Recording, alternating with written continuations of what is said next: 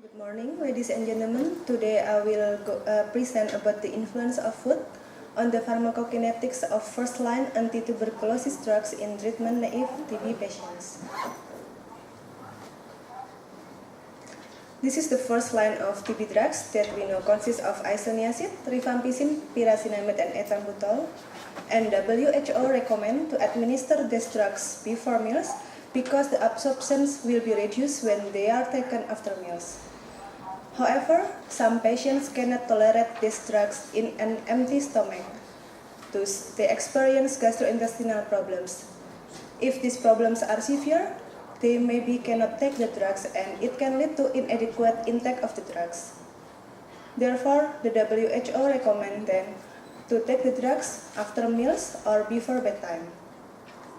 However, how much is the influence of food on the pharmacokinetic of these drugs? And whether it is more profitable to take the drugs after meals or before meals. As we know, in the first weeks of TB treatment, the number of bacterial load is high, and therefore the inadequate level of drugs can lead to the resistance of these TB bacilli, especially to isoniazid and rifampicin, which are the most powerful TB drugs for these first weeks of treatment. In our study, most of patients are male, and their age is around 40 years old. Their body weight is around 43 kilograms, and most of them are underweight, with the average of body mass index is 17.4. And 2 of them were suffered from HIV, while 2 others were suffered from diabetes. Now we will look at the curve that show us the drugs exposure of isoniazid and other drugs. Here, when the drugs were taken after meals, the drugs exposure is lower significantly compared to the drugs in the fasting state and when it was administered by IV injection. We can see also that the maximum time when the drugs reach its peak also delayed compared to the fasting state and the IV administration, while the maximum concentration of the drugs is also lower significantly compared when the drugs is taken before meals and the injection administration.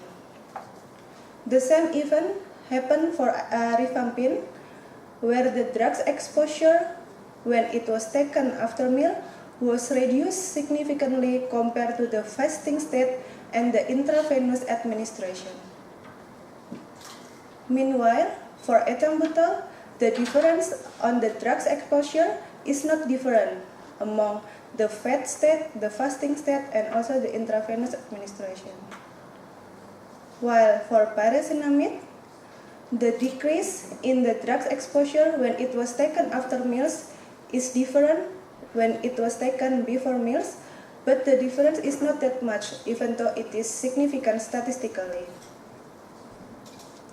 To wrap up, the main problem is in the rifampicin, because the drugs exposure is much lower compared to the fasting state, and it is even more lower compared to the IV administration.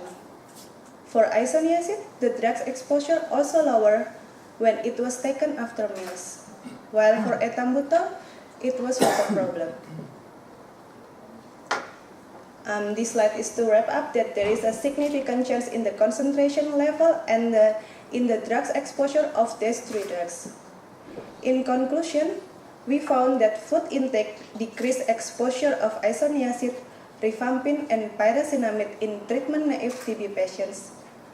But we need to evaluate further about the impact on clinical effect. Thank you for your attention.